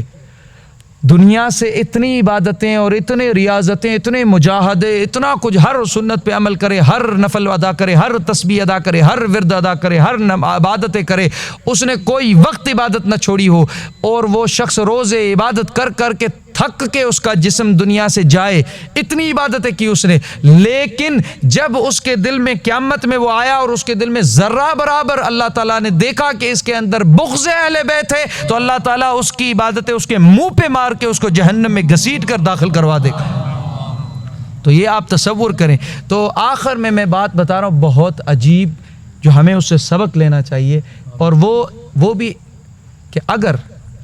جیسے صحابہ کرام کی ادب و تعظیم بھی ہمارے لیے ضروری ہے، اسی طرح اولیاء کا ادب و تعظیم ضروری ہے. لیکن اہل بیت کے لیے بھی چونکہ آج موضوع بھی ہے، اور ہمارے اسلاف نے بتایا کہ آپ کے اہل بیت کا جو ذکر ہے وہ چھپایا جاتا ہے، اس پہ غور و فکر کریں بہت زیادہ. تو اس کے اندر جس کسی نے اہل بیت کی بے ادبی کی یا بغض رکھا، واللہ وہ جان لے وہ ساری زندگی صحابہ کی اگر محبت بھی رکھتا ہے، لیکن وہ صحابہ کا بد دعا شدہ ہو جائے گا. اس پہ میں ایک دلیل میں آج ایک واقعہ بیان کرنے لگا ہوں، دلیل میں کہ وہ صحابہ کرام کے ہاں اس شخص کے لیے بڑے صحابہ جو ہے وہ ہمیشہ وہ رحماء ہیں اپنوں کے درمیان میں، اشداء ہیں کفار کے درمیان میں، لیکن وہ جو شخص اہل بیت کا بغض رکھتا ہے صحابہ کرام کی زبان ان کے لیے بد دعا نکال دیتی، تو وہ شخص کا حشر کیسا ہوگا؟ اب اس کے لیے معرفت الصحابہ کے اندر یہ کتاب جو امام حاکم انہوں نے مستدرک لکھی ہے، اس کے اندر جو آپ نے ابواب ڈالے ہیں تو اس میں معرفت الصحابہ کے اندر آپ بیان کرتے ہیں کہ یہ حدیث نقل کرتے ہیں، یہ روایت نقل کرتے ہیں، اور اس کے علاوہ ابن حجر الہیثمی المکی مکہ کے مفتی اور امام گزرے ہیں، انہوں نے بھی السوائق میں اسے نقل کیا ہے کہ سیدنا وہ صحابی جنہوں نے اسلام کے اندر پہلا تیر چلایا تھا کفر کے خلاف، جس کو نام پتا ہے وہ ہاتھ اٹھائے، وہ صحابی جنہوں نے اسلام کے اندر پہلا تیر چلایا تھا کفار کے مقابلے میں، پہلا تیر، اول من رمى السهم فی الاسلام، پہلے وہ کون سے صحابی ہیں، ان کا نام بہت اور وہ بڑی اہمیت رکھتے ہیں، وہ صحابی رضی اللہ عنہ سیدنا سعد ابن ابی وقاص، جو عشرہ مبشرہ صحابی کے اندر ہے، عشرہ مبشرہ صحابیوں کے اندر آپ آتا ہے آپ کا نام، پہلی تیر آپ نے چلائی تھی جو اسلام کے اندر، اور آپ کو آقا علیہ السلام نے ایک عظیم وصف دیا تھا، آپ نے فرمایا تھا فداک ابی و امی، میرے ماں باپ اے سعد ابن ابی وقاص آپ پہ قربان ہو۔ تو سیدنا سعد ابن ابی وقاص رضی اللہ عنہ، انہوں نے ایک دفعہ کیا ہوا کہ آپ مسجد نبوی شریف کے پاس اندر موجود تھے، تو ایک شخص وہ آقا علیہ الصلوۃ والسلام کے روضہ اطہر اور جو ممبر ہے، جس طرح آقا علیہ السلام نے بخاری شریف میں فرمایا ما بین بیتی و منبری روضۃ من ریاض الجنہ، میرے گھر پاک اور میرے ممبر اس کے درمیان میں جو حصہ ہے یہ جسے ہم ریاض الجنہ کہتے ہیں، یہ جنت کا دنیا کے اندر ظاہری جنت کے باغوں میں سے ایک باغ موجود ہے، کہ وہ سرزمین جہاں جنت اس وقت موجود ہے مدینے میں ہے وہ سرزمین، اور اس میں یہ ریاض الجنہ ہے۔ تو آقا علیہ الصلوۃ والسلام کے اس مطہر اور جنت کے اس باغ کے درمیان میں ایک شخص کھڑا تھا، اور سیدنا سعد بن ابی وقاص رضی اللہ عنہ اسے دیکھ رہے تھے، اور سیدنا سعد ابی وقاص رضی اللہ عنہ کہتے ہیں کہ میں نے سنا کہ وہ اس وقت سیدنا علی کے لیے کان یسب علیًا، امام علی کے لیے معاذ اللہ گالیاں دے رہا تھا اور دشنام اور جو ہے وہ بد کلامی کر رہا تھا۔ آپ تصور کریں کہ بغض کرنے والا کس جگہ کے بغض کرتا ہے، کہ وہ آقا علیہ السلام کے روضہ اطہر اور ممبر کے درمیان کھڑا ہے، اور امام حاکم مستدرک میں معرفت الصحابہ اس باب میں اسے بیان کرتے ہیں، اور امام ابن حجر الہیثمی سوائق میں بیان کرتے ہیں۔ آپ تصور کریں کہ وہ وہاں پہ آ کے اس مقام اطہر پہ آقا علیہ السلام کو اور ایذا ہو رہی ہے، اسی وجہ سے ایذا زیادہ ہو، اس وجہ سے، اور وہ دعویٰ کرتے ہیں کہ ہم مسلمان ہیں، حضور کے کلمہ پڑھنے والے ہیں، اور قیامت میں کل آقا علیہ السلام کی شفاعت حاصل ہوگی۔ تو سیدنا سعد بن ابی وقاص جو اسلام میں پہلا تیر چلانے والے، اور آپ آقا علیہ السلام نے کہا میرے ماں باپ آپ پہ قربان۔ ایک اور فضیلت بھی آپ کو بتاؤں، تیسری فضیلت، سیدنا سعد بن ابی وقاص وہ صحابی ہیں جن کو حضور نے ایک ایسا لقب دیا جو کسے نہیں دیا۔ آقا علیہ السلام نے انہیں اپنے رشتہ داروں میں سے چن کے ایک نام دیا، کہا کہ اے سعد بن ابی وقاص آپ بنی زہرہ سے تعلق رکھتے ہیں، بنی زہرہ والے مدینہ والے ہوتے ہیں، اور مدینہ والے جو ہیں وہ میرے ننہال میں آتے ہیں، تو میرے ننہال میں آپ میرے اتنے زیادہ قریب رشتہ داروں کے اندر ہیں، اور آپ میرے اتنے قریب ہیں، عشرہ مبشرہ میں ہیں، آپ میں میری اماں ابا قربان ہیں۔ آپ نے فرمایا انت خالی، آپ کو میں اپنا ماما کر کے پکاروں گا،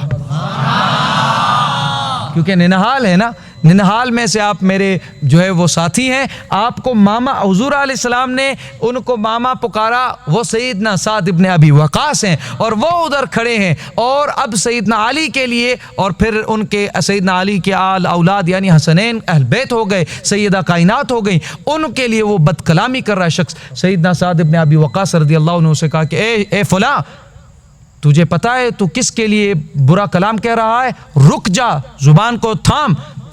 تو اس وقت یاد رکھیے گا کہ بغض کرنے والا اس کے اندر سے حیاء محمدی خدا اٹھا دیتا ہے، جسے اہل بیت کا محبت اور جو اہل بیت کا بغض ہو، محبت نہ ہو جسے، تو اس وقت اسے حیا نہیں آئی جگہ کی، تو اس وقت اور وہی شخص اٹھ کے پھر امام مالک کا مقام میں آقا علیہ السلام کا اور روضہ اطہر و معاجہ شریف کا ادب بھی سنائے گا، ایسا انسان جو نا وہ اللہ تعالیٰ اسے اندھا کر دے گا کہ وہی آپ کو ادب بھی بتائے گا اور وہاں کھڑے ہو کے اسے اہل بیت سے بھی بغض ہوگا، وہ کھڑا رہے گا، سلامی پیش کر رہا ہوگا، اور اہل بیت سے آج بھی وہاں موجود ہیں، خلی حج خلی طریق کرتے پھرتے ہیں، آپ نے دیکھا ہوگا، سلام بھی نہیں پڑھنے دیں گے آپ کو، وہاں پہ جو متوع کھڑے ہوتے ہیں وہ آپ کو وہاں پہ حضور کا ادب بھی نہیں کرنے دیں گے۔ تو یقیناً جس کے اندر جو آقا علیہ السلام کے اہل بیت کا دشمن ہوگا، وہ یزید کو امام بنانے والے آج وہاں قابض ہیں نا، جو ہمیں وہاں پہ سلام بھی پڑھنے نہیں دیتے، ربیع الاول میں بھی ابھی لوگ وہاں جائیں گے تو ان کو تنگ کرتے پھریں گے۔ تو آپ تصور کریں کہ وہ شخص اس کے اندر جس میں جو یزید کو امام بناتا ہے، اس کے اندر سے خدا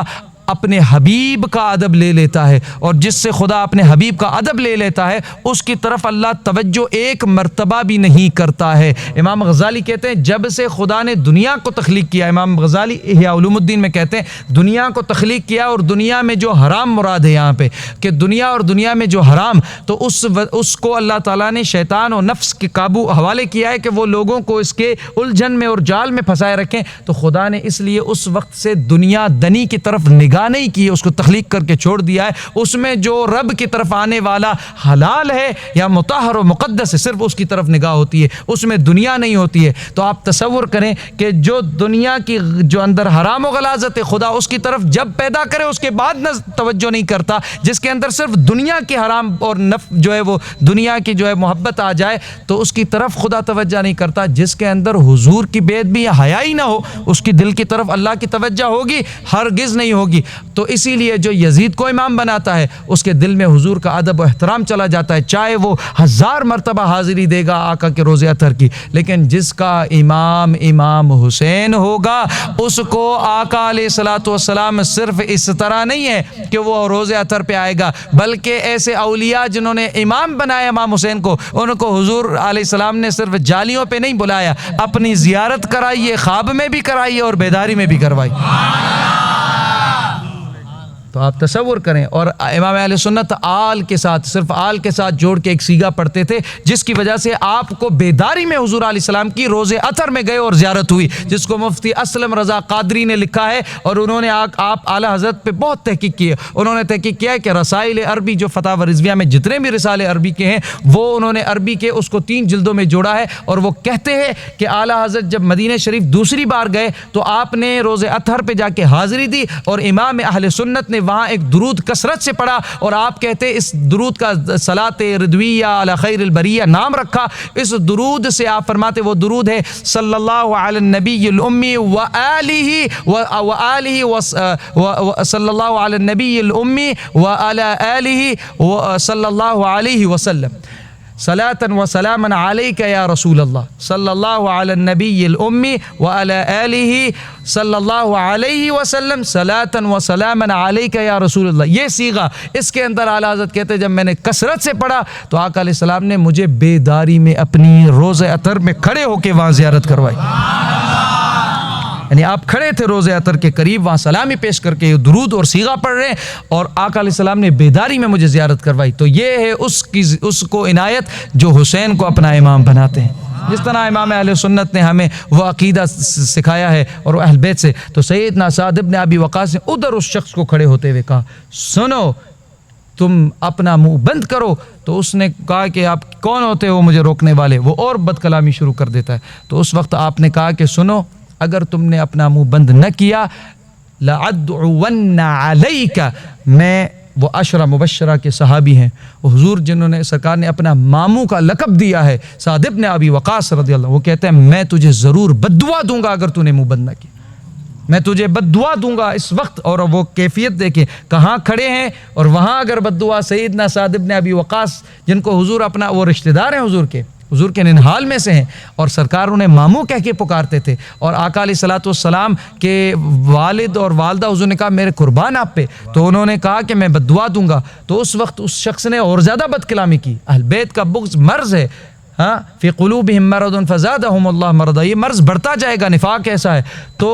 اس وقت وہ اس نے کیا کہا انت نبی، کیا آپ اپنے آپ کو نبی سمجھتے؟ سیدنا سعد بن ابی وقاص رضی اللہ عنہ، یعنی جو اہل بیت کی بات کی دفاع کرے اس کو وہ دعوی نبوت کی طرف کھینچ جاتے ہیں کہ یہ نبی سمجھتا ہے خود کو. ایسی بات کی ادھر کہ آپ سعد بن ابی وقاص ہمیں بد دعا دیں گے کیونکہ ہم مولا علی کو برا کہہ رہے ہیں، کیا آپ نبی بن گئے ہیں کہ آپ بد دعا دیں گے؟ ہمیں کچھ ہو جائے گا، ہم اہل بیت کے خلاف بات کرتے ہیں. تو آپ تصور کریں کہ سیدنا سعد بن ابی وقاص کی بھی بے ادبی کی، حضور کی بھی کر گیا، اور اہل بیت کو اور مقام کی بھی تعظیم نہیں کر رہا. اس وقت سیدنا سعد بن ابی وقاص نے وہ جملے کی، آپ نے کہا کہ اللہم هذا شتم اولیاءک، یہ جملے کہے آپ نے. آپ اے اللہ، تیرے اولیاء جو تیرے دوست ہیں خاص، یقیناً اہل البیت سب سے ولایت ان سے چل، ان کے لیے بد کلامی کر رہا ہے، بے ادبی کر رہا ہے. وَأَهْلَ بَيْتَ نَبِيِّكَ، اور تیرے نبی کے گھر والوں کے لیے اس نے شتم و سب و شتم کیا ہے، اس وقت برا کلام کیا ہے. فَأَرِنَا الْآيَةَ الْيَوْمَ، یا اللہ اس وقت اپنی کوئی آیت و نشانی دکھا ہمیں. یہ جملے تھے سیدنا سعد بن ابی وقاص رضی اللہ عنہ. اس وقت جب آپ نے یہ کہا اور پھر لوگوں نے دیکھا، وہ اپنی اس جو ہے وہ طاغوت کے اندر، سرکشی کے اندر وہ بولتا گیا برے سے برا اور بد کلامی کرتے وہاں سے نکل گیا. اور جیسے وہ باہر نکلا ہے اتنے میں ایک اونٹنی جو سرمست ہو کے بگڑ گیا، جس طرح جانور بگڑ جاتا ہے، وہ ادھر سے دوڑتی ہوئی رفتار سے آ رہی. جیسے آئی یہ باہر نکلا، اس کو آ کے ٹکرایا اور اس کو لاتوں سے کچل اس کا مغز، اس کا جسم پورا کچل کے پھاڑ دیا، اور اس بد کلام، بے ادب، گستاخ و لعین کو ادھر اس نے مار دیا. اور اس وقت لوگ سیدنا سعد بن ابی وقاص کے پیچھے ڈر کے آئے، اور لوگوں نے سب کے ساتھ جڑ کے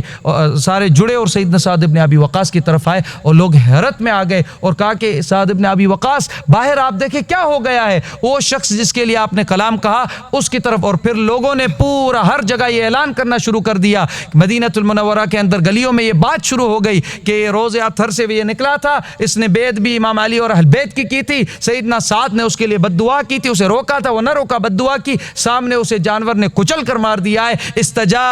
استجاب اللہ لسعد، اللہ تبارک و تعالی نے سیدنا سعد بن ابی وقاص کی اس دعا، یعنی جو بد دعا کی تھی، اس کو قبول کر دیا. یہ نعرے لگنا شروع ہو گئے. تو آپ تصور کریں، میں نے آپ کو پہلے ایک فکر بتائی کہ جو اہل بیت کا بغض رکھتا ہے وہ صحابہ کرام کا بد دعا شدہ ہو کے مر جاتا ہے. تو یارو، اگر زندگی میں صحابہ کی محبت چاہتے ہیں تو ساری زندگی صحابہ کی محبت میں گزاریں. لیکن صحابیوں کو یہ پسند نہیں کہ آپ کے دل میں اہل بیت کی محبت نہ موجود ہو، یعنی بغض ہو. صحابہ کو یہ پسند ہے، وہ دل پسند ہے جس دل میں حضور کی بھی محبت ہو، صحابہ کی تعظیم ہو. اور وہ صحابی جو کہ اہل بیت کا بغض برداشت نہیں کرتے تھے، ان کو یہ پسند ہے کہ آپ کے دلوں میں اہل بیت کی محبت و تعظیم موجود ہو.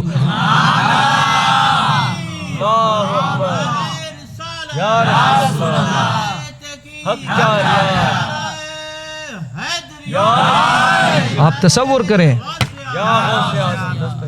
تو کیا ہم ایسا ہم دیکھتے ہیں، ہم تو کسی کے لیے فوراً امام علی امام حسین کہتا ہے تو ہم تو اسے ہی فتوا دیتے شروع کرتے پھرتے ہیں. لیکن صحابہ کا یہ کہ کوئی بے ادبی کرے تو پھر اس کو وہ برداشت نہیں کرتے تھے، خدا سے مانگتے تھے کہ اس کو یہاں سے اس کا نتیجہ اور انجام بے ایمان کر کے مار. تو اللہ تعالی ہمیں ادب نصیب فرمائے، ہمیں حیا نصیب فرمائے، ہمیں عقیدہ اور عقیدت میں اللہ تبارک و تعالی دائم قائم تا حیات و دم آخر اس پر ثابت رکھے. یہی عقیدہ صحابہ کرام کا ہے، اور یہی جس طرح میں نے شروعات کی کہ وہ نگہبانی عقیدہ صدیق اکبر کا جو وظیفہ ہے وہ ہمیں بیان کیا، ارقبوا محمدا فی اہل بیتہ. اللہ اس پہ ہمیں قائم اور دائم رکھے. اور احترام صحابہ، احترام یقیناً صحابہ کرام کا احسان عظیم ہے کہ انہوں نے ہمیں یہ سارا آل بیت کا وصف و فضائل پہنچایا ہے. ان کا احسان ہم کبھی بھی اتار نہیں سکتے. تو اللہ تعالی ہمیں سب کا ادب نصیب فرمائے. وما علینا